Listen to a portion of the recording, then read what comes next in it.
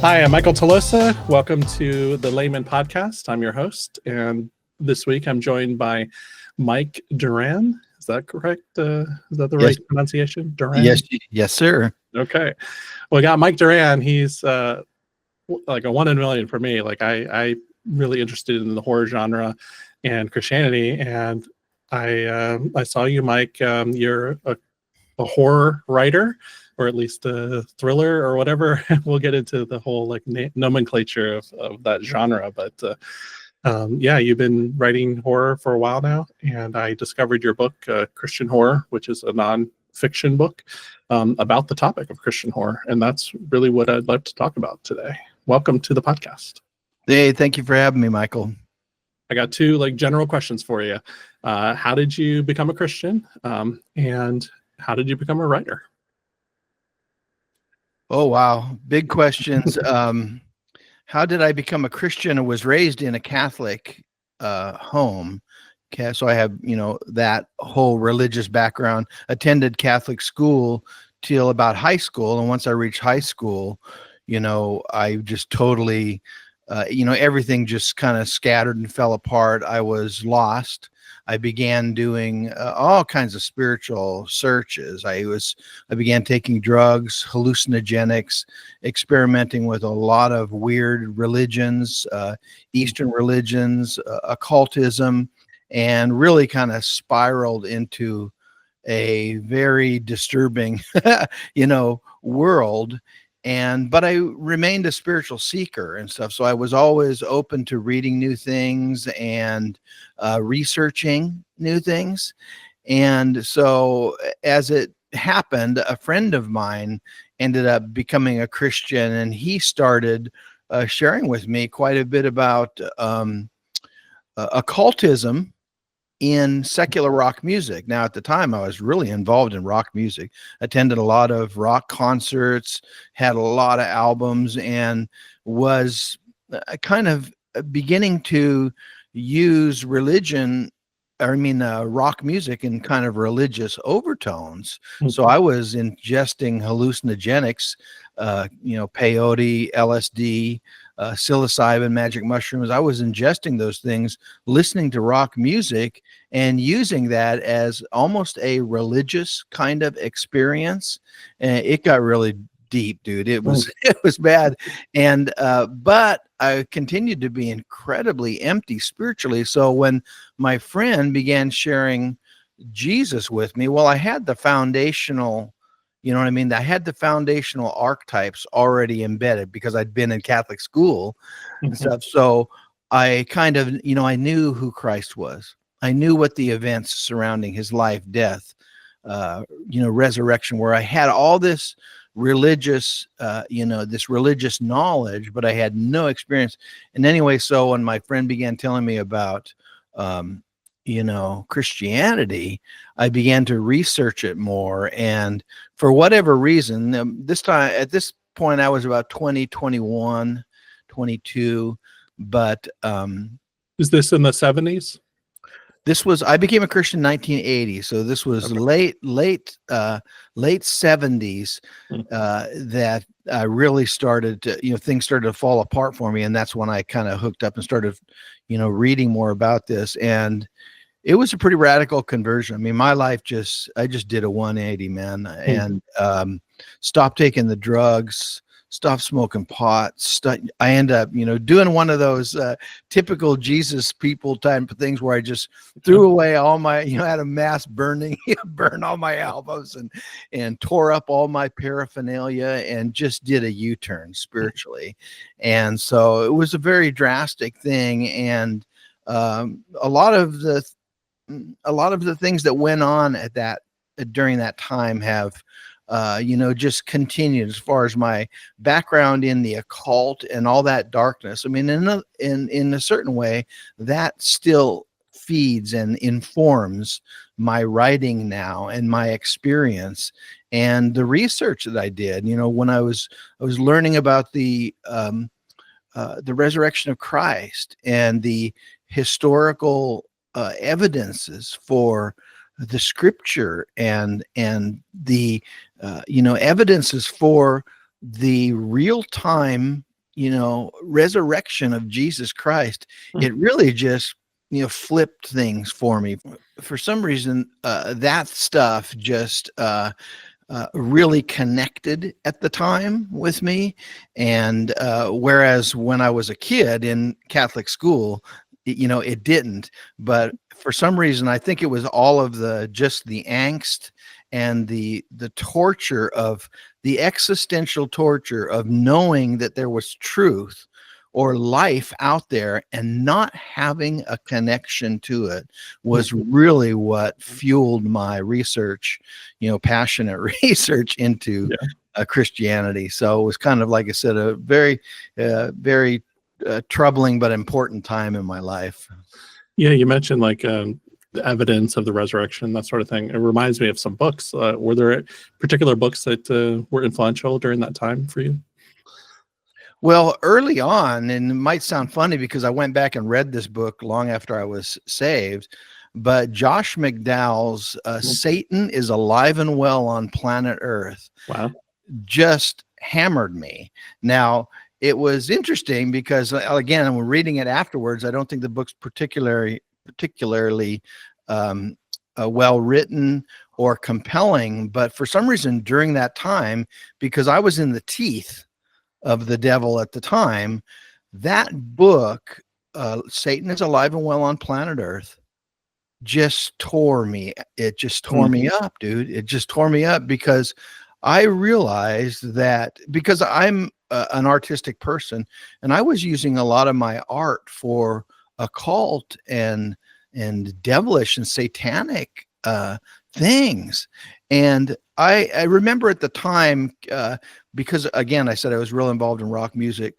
One of my favorite bands, Kansas, and one of my favorite musicians, Kerry Livgren, who was one of the founders and the lead guitarist for Kansas, and he wrote such classics as, Dust in the Wind, Carry On Wayward Son, things like that. And I heard the testimony of Kerry Livgren, and Kerry Livgren he'd become a Christian right about that time. Wow.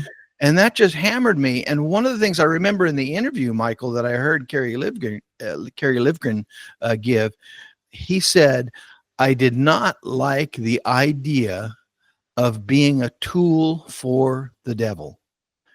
And you know what? As an artist and as someone who'd poured his artistic abilities into dark and demonic stuff, that just really hit home with me. Yeah. You mentioned the rock music, I love to hear of Christians in that field, because I think there's, they obviously have an influence on a lot of lost people. Like, for instance, Alice Cooper. Like, I would love to interview him. Like, he's been instrumental in the conversion of a lot of folks in that scene. But from the outside, you kind of look at somebody like Alice Cooper, say, well, his stage presence and everything just seems very dark and demonic. But it's interesting that he's a born again, believer and a outspoken witness of Christ. Yeah, what's interesting about that too, that because Cooper kind of overlaps with this discussion of Christian horror and stuff, because there is really a method to his madness, so to speak, and you don't realize it until you actually talk to him. But a lot of his songs, especially on his newer albums, if you actually just interrogate the lyrics, if you just read the lyrics, it's like, no, this guy is saying something, and it's not. I mean, he might talk about the, heaven and hell, the devil, etc. Dark things, but he's got a spin on it that's decidedly biblical. So in other words, we are easily misled when we see the picture of a fallen angel or something, or a devil, to think immediately, that's evil. That's evil, and not necessarily. I remember a story about you might know who Chuck Swindoll is. Yeah. But a guy that pastored out here in Fullerton for the longest. We used to attend his church once in a while. But I remember him telling the story about he kept a little image of a devil on his in his office. Yeah. And when people would come in and say, what are you doing with the devil in your office? And Chuck's Swindoll would laugh and say, that's not the devil. You think that's the devil? You think that's what the devil looks like? Mhm. And there's a lot of truth to that. The devil is disguised as an angel of light, and sometimes we think he's always going to be a sulfur, breathing, red skinned, scaly horned monster. Yeah. Sometimes he appears differently, So anyway, that's kind of a rabbit trail from what you're saying, but I think that applies to Cooper, Yeah, no, I mean, I think that's a great segue into just the topic of Christian horror.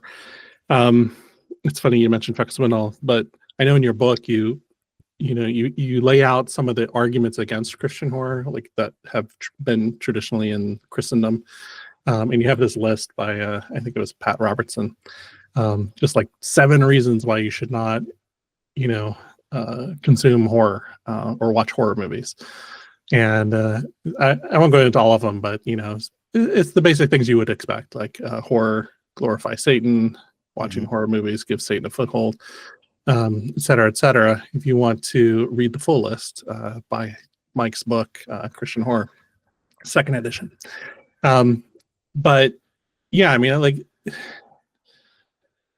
it's the same kind of, well, I grew up in the 80s, so I grew up during like the Satanic Panic, where like anything that was fantasy or anything like Dungeons and Dragons and things like that, just anything that was like out of the ordinary was just kind of like dismissed as, okay, that's dealing with like horror elements, that's satanic. But I also kind of grew up in this time where people were reading Lord of the Rings, and that was like pretty prominent. And I just watched the trilogy again last week, and there's a lot of horror elements in that story. I mean, just the horribleness of the villains, the orcs and the Balrog, and the treachery of people who so it seems kind of ridiculous to dismiss horror in general, just as a genre, as Christians shouldn't engage in that at all, when even the Bible has horrific elements that that are there for a reason. Just even the imagery of Revelation or prophecy. One of my favorite passages is in Ezekiel, where God's telling him to preach to dry bones. That then, the passage doesn't say, "Okay, preach to the dry bones and they'll become alive." They actually go into the detail of like the sinew will kind of like go stretch over the bones and stuff. And there's this horrific, and it's there for a reason. It's God put it in there for a reason. He could have glossed over that, but he explains that in kind of gruesome detail. And there's just a lot of horror elements in. I mean, if the ground opens up and swallows people as judgment, that's that's kind of like natural disaster kind of horror. But you're not gonna get any of that biblical analysis from typical Christian fare, whether it's books or movies that are kind of like Hallmark movies, which is just kind of like presenting Christianity in this kind of glossy light, where it's kind of like prosperity gospel. It's just become a Christian and your life is amazing, right? Or all your problems are solved. But in my reality is that I'm saved, but I'm still a sinner, and I'm kind of living in this both light and dark. I mean, there's this, sorry to keep dragging on, but there's this Latin phrase, I think it's simul justus et peccator, which is simultaneously just and sinner. And that's that concept of that Paul talks about, that I still live within this body of death and I do the things that I don't want to do. So like I don't see that in a lot of Christian novels or media that's out there. And what I like about horror is that it can address some of the things that are just uncomfortable to think about or to see. And no other genre allows you to address those kind of difficult things in the Bible. Do you know one thing, if I can interject right Yeah. here too, and it's important to my story, but I was a pastor after I became a Christian. I told you the story of becoming a Christian. Well, shortly after that, I ended up becoming a pastor, and I pastored as a young man, family of 4. He kind of struggled through the ministry and ended up, leaving the ministry after about 11 years. But anyway, it was in the ministry that I began to get a taste of some of the real horrors of life. Yeah. And I don't think we appreciate this with our pastors, but you know what? Our pastors have to face all kinds of gruesome, sad, horrific stuff constantly. And some of it's weird. I remember once, I've probably told this story quite a bit, but I remember once after a sermon that I had a new couple. They were a new couple that, coming to the church, and they came up to me in very straight face. They said, "We have a ghost in our house. Can you help get rid of it?" And it's like, I'm thinking to myself, yeah, right. Okay. You got me. It's like, nope. And they stood there just straight face. We have a ghost in our house. She appears in just one room of the house, blah, blah, blah. And we need you to help us get her out of the house. Well, that's not the kind of thing that is typically, they don't teach you that in pastor school, how do we deal with ghosts, type of thing. What we're taught in pastor school is that ghosts are demons, so let's just put them in that category, and that makes it easy. But there was lots of other things. Like there was a woman that came to some of the churches that we were involved in, and she had been part of a coven out here in the San Bernardino area. There was witch covens that were actually quite notorious in the 70s and stuff. Well, she had been coming out of a witch's coven, and she said there was, I forget the number of demons, but she said, I have a number of demons in me. And she listed the names of the demons, and she wanted them expelled. She said, can you get these out of me? And well, again, I had, like people can debate whether Christians can have demons, or how do you get rid of demons, or are demons real, or how do you do this? But the fact was, here was a woman that came to our church for help to get demons out of her. Again, so this was real. This was something that was real. And then put on top of that the fact that as pastors, we had someone commit suicide in our church, and it was horrific. He shot himself in the head with a shotgun, and just watching my church deal with the consequences of suicide. And I could just go on a list, Michael, of the dark things. Like, we don't understand this about our pastors, is we are blessed to be able to see people's lives change, their marriages healed, and all kinds of great blessings.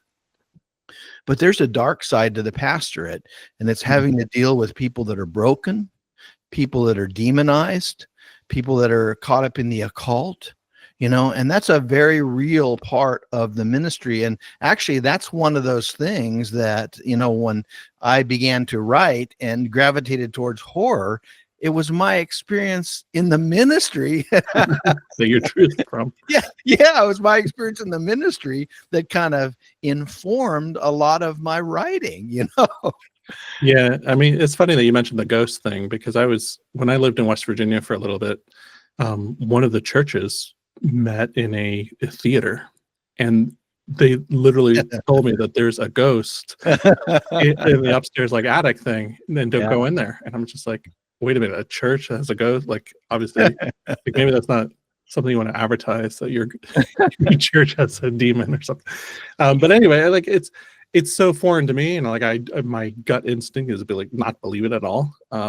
Right. But I mean, demonic possession, it's in the Bible. Jesus dealt with it. He even told us that some demons can't be expelled without prayer or whatever. That is a reality in the Bible. It's a biblical truth that what other genre can attempt to communicate that biblical truth in pop culture? I mean, other than horror. I mean, it's there is absolutely a use for horror as a genre in in influencing culture with a Christian worldview. That's actually one of the points that one of my apologetic points, Mhm. right, in Christian horror, was that the horror genre captures the idea of a spiritual, a non-materialistic worldview. In other words, once you click on a horror movie, you can expect that there's something going on in another realm. So things are not quite as they seem. What's going on inside this person's head may not be what it appears on the surface. And so that's why it can appeal to, it can appeal to things like ghosts or spirits or another dimension, or the devil or demons or things like this. In other words, you're right. There's not a lot of genres that just immediately import that paranormal or supernatural worldview, but for some reason, horror does, whether or not it's always spiritual or biblical in its, framing is another story. But you're right. I think horror actually captures the non-materialistic view of the world, which is so much biblical, Yeah, and you talk about the Exorcist films, and the difference between the first one versus the sequels, because the first one is actually told by somebody who has a Christian worldview, right, and could represent it biblically and accurately, whereas the sequels were just kind of typical tropey kind of horror films. And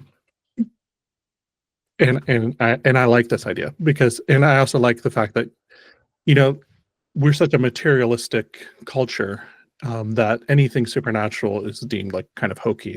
And I remember participating in a online message board in the early 2000s of a horror writer, and I had mentioned that Exorcist was the scariest film, that, in my opinion, because it actually dealt with something true in reality. And then I got kind of laughed out of there, like, 'cause these are mostly non-Christians, and they're like, "What are you talking about? Like, that's the most ridiculous thing I've ever heard." But I would also probably be laughed out of a Christian message board too, if I started talking about demon possession and stuff like that. Like, we don't talk about that. Like, it's like in Christendom, we don't talk about that kind of like stuff, because it's kind of embarrassing, because people don't, people are materialistic. We don't want to be laughed out of the room. But that's real. Demon possession is real. What are some of the, like, I think horror can address some of the really uncomfortable things about the Bible that we kind of just want to gloss over because we don't really have an explanation for. So, for instance, like the serpent in the garden, a talking serpent, like that is the most ridiculous thing in the world. But I like how there's a horror film that actually addressed that. I mean, it actually had that as part of its horrorness, which was, I'm talking about The Witch, by Robert Eggers. There is a moment in there where Satan, as an animal, talks, and it's very disturbing, because it's like, you're talking about Black Phillip. Is that its name? The goat.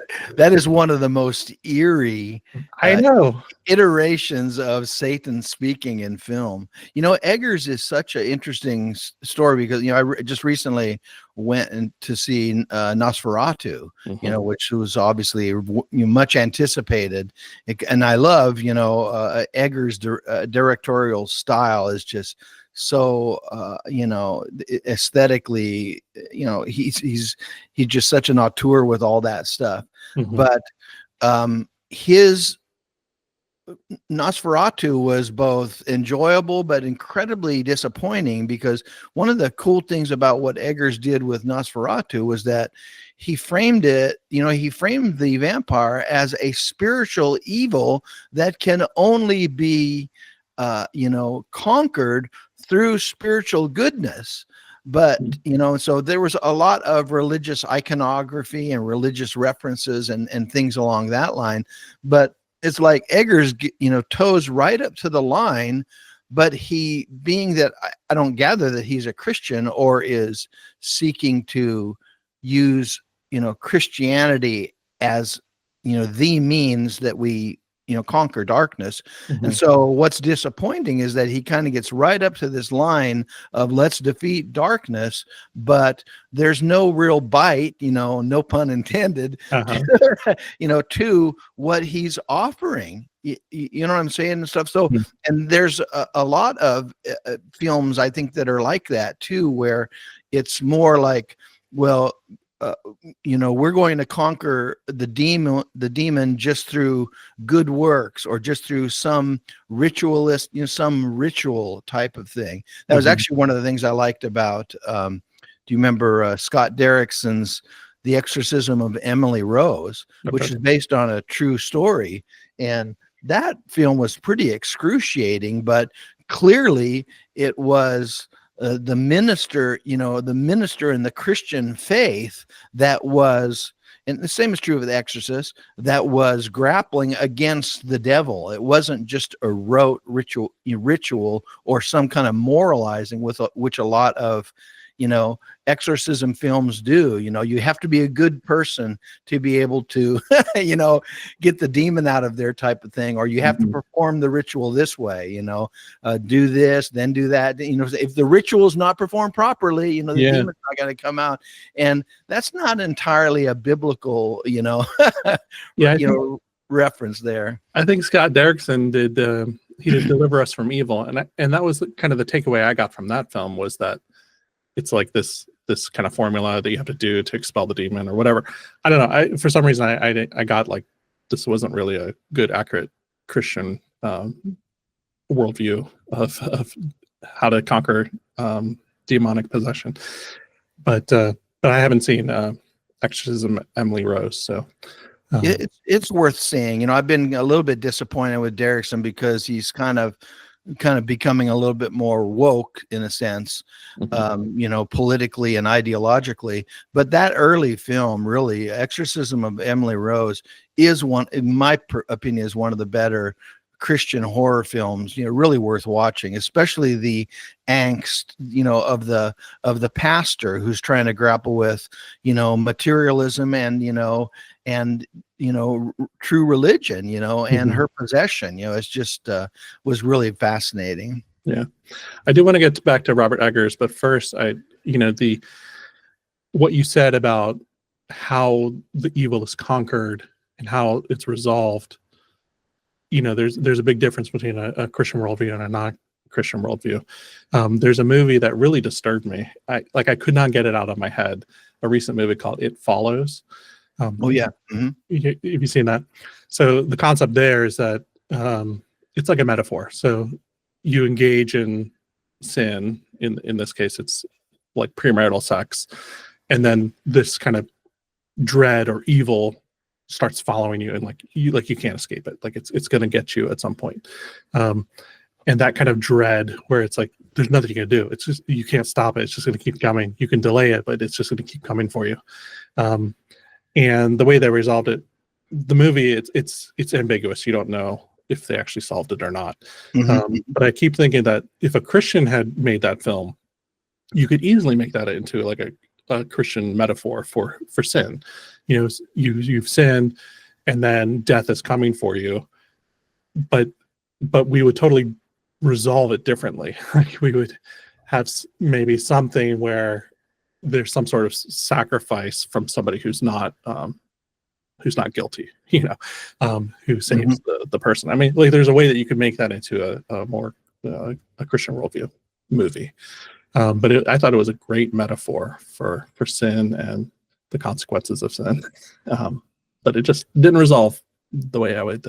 Yeah, it's been a while since I've seen that, but I do remember the same kind of thing. A movie that when you were speaking about that, it kind of reminded me, although this one's much more explicit, but it's Ari Aster's. I'm not sure if his name is Ari Aster, but he did Midsummer, I just watched that. I had to fast forward a lot of it though. Yeah, that was pretty brutal. It wasn't nearly as good as Hereditary, his first one, which is what I wanted to make a comment on, because that was one of those films that was disturbing to me. In fact, I remember being so disturbed by that. It's like I couldn't sleep that night, and I got up and ended up writing a blog post, you know, just to Okay. kind of process my thoughts on it. But more or less, the family is cursed, and one of the children is a recipient of the curse, and more or less the film is the, you know, kind of like the brutal, you know, unraveling of this curse, and how this kid is inevitably going to, you know, receive the outcome of his family's curse. Hmm. And it made me think about how that's just so entirely unbiblical, and that kind of fatalism is actually that kind of fatalism is endemic of, it's consistent with a lot of, let's just say, non-Christian horror tropes. In other words, if you're cursed, there's no way that you're going to be able to sidetrack this thing. In other words, if your family has been cursed, it's like breaking those curses. It's like there's an inevitability that you're going to be moving towards that, and there's nothing that you can do. And it's actually, that's a trope of a lot of horror films, and that's one of those things in scripture that I see resoundingly, that Christ breaks curses. And there's families, there's people, you know, Christians that struggle with this because their family's cursed with alcoholism. You know, it's actually in their bloodline, it's in their genes, and there's this curse or something. Or things like, you know, there's occultism, or I've talked to families where there's a chain of suicide.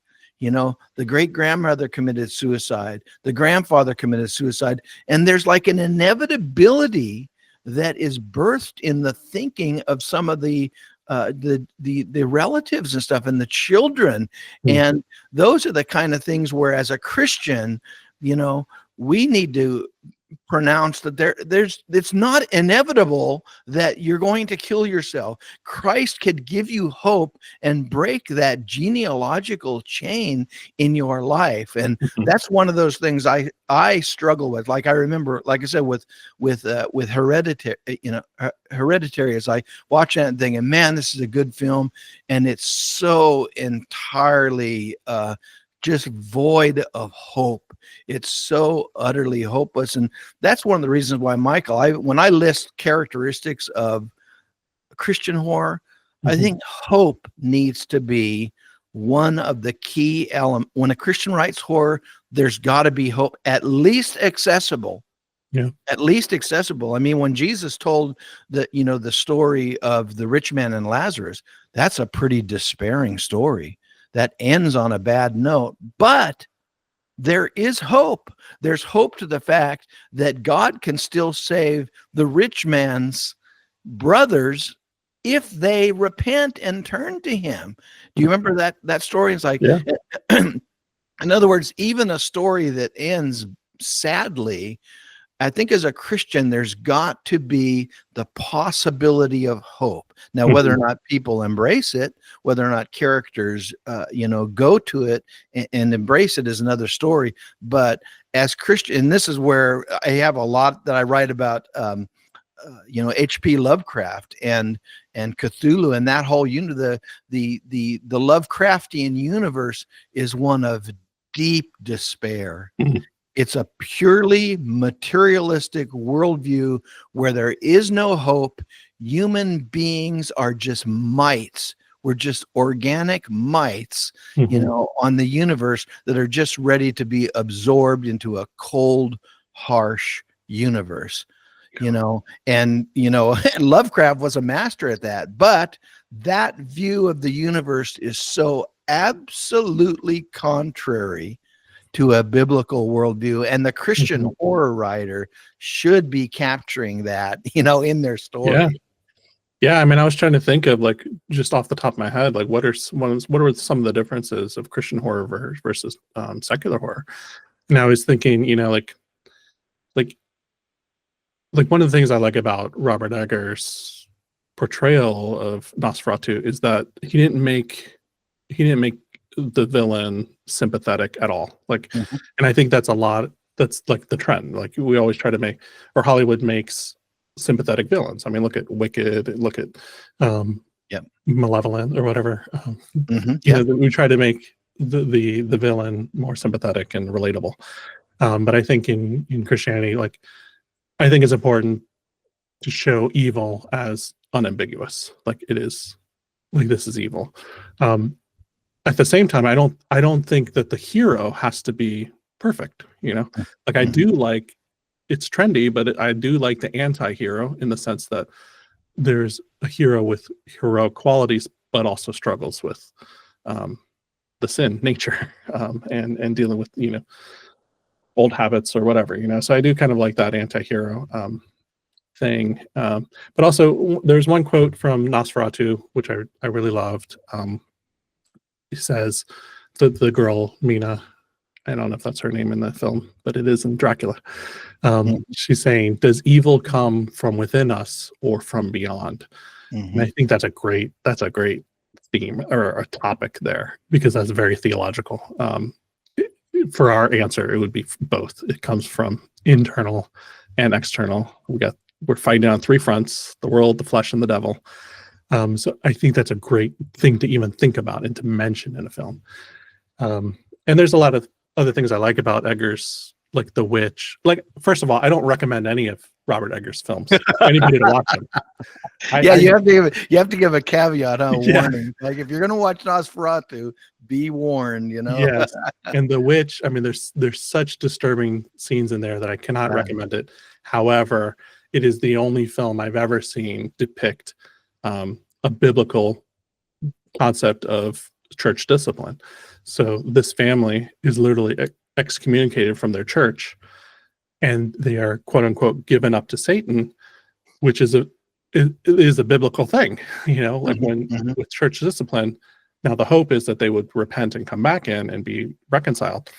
But this movie depicts a family who is excommunicated, separated from the church family, given up to Satan, and the consequences of that. Like, I think it's the only, no other Christian media has portrayed that I'm aware of.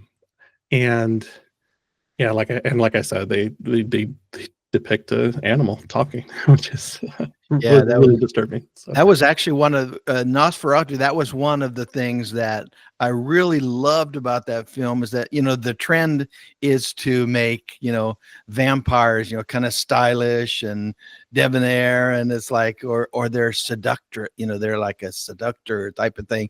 And I liked it, the fact that this vampire was a foul, stanky, just a ugly, thing. He was clearly evil. He wasn't the sparkling vampires of Twilight. It wasn't that at all. And I liked that. I mean, as far as Eggers answering that question, does evil come from without or within us? I mean, as a Christian, we'd say, well, it comes from both. But now whether or not Eggers answered that, because obviously it was in that film, there was a redemptive resolution to that film, although it's kind of a brutal resolve in that particular film. But that was one of the pluses. That was one of the reasons why I would recommend that film to someone that can stomach that kind of stuff and has the temperament for that. But that was one of the reasons I liked Nosferatu, is its portrayal of evil, that evil was real and it wasn't sourced in materialism. You couldn't, I think her name was Ellen, the protagonist lady. I forget what her name was, but in other words, she didn't need an exorcist. I mean, she needed an exorcist. She didn't need medicine. Remember, the doctor was treating her. It was like, we'll give her this tincture and this medicine. No, she didn't need medicine. She needed an exorcist. And I like the fact that, in other words, this was a spiritual malady which needed a spiritual treatment. And that film actually got me praying for Robert Eggers. The more I watched him, it's like, boy, that guy is this close. Yeah, Michael. That's the feeling I get too. This close, He is so close with some of these concepts that he puts in his films that I'm like, this is closer than most Christians I know.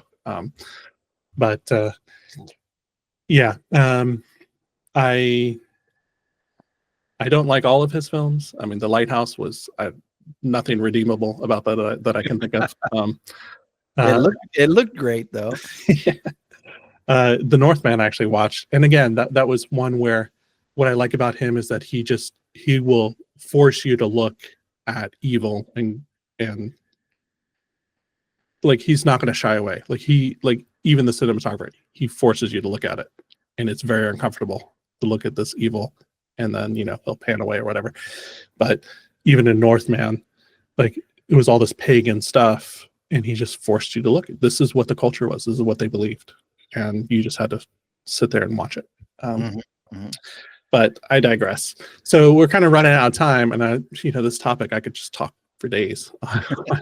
These horror kind of concepts, and like we didn't even get into like your work particularly. How can somebody who's watching this support you? Like, what books would you recommend they start with of your catalog? Yeah, I have, I'm kind of spread out. I have some nonfiction, like you referenced, obviously. Christian horror is really one of my better sellers, and it's actually a book that I would recommend to a lot of Christians who have objections about or are writing in that topic. I can't tell you how many, after the publication of that book, how many times I was contacted by a filmmaker, a writer who has just been pushed out of Christian circles because they mentioned that they write horror or like horrors. That would definitely be one. As far as fiction goes, probably my most popular fiction book is the first book in my Reagan Moon series, which is actually an urban fantasy, but it's kind of a mashup of horror, sci-fi, and urban fantasy elements and that type of thing. So that's another one. But I'm kind of right all over the board. I just wrote a novella that involves Bigfoot, and so I have a military sci-fi that mixes Cthulhu and Lovecraftian elements. So I'm kind of all over the board. Probably if people would like to get in touch with me, my website MikeDuran.com would be the best place to go, and from there they can hook up via Instagram or X, Twitter, or Facebook, and so I kind of just keep a little bit of a platform going on a number of social media platforms. Okay. I do appreciate the fact that you just released the audio version of Christian horror. I'm a big audio guy, and you do have a couple of your novellas on Audible as well that I downloaded. So appreciate that. I'm looking forward to finishing those up. Thank you so much for joining us, and I would just love to continue talking to you, but maybe at a future time. Maybe I'll go to Realm Makers, which is that Christian conference this year. And, look into that, because I think you might find a lot of interesting people and potential interviewees there. Okay. Well, thank you again, and God bless you. All right. Thank you.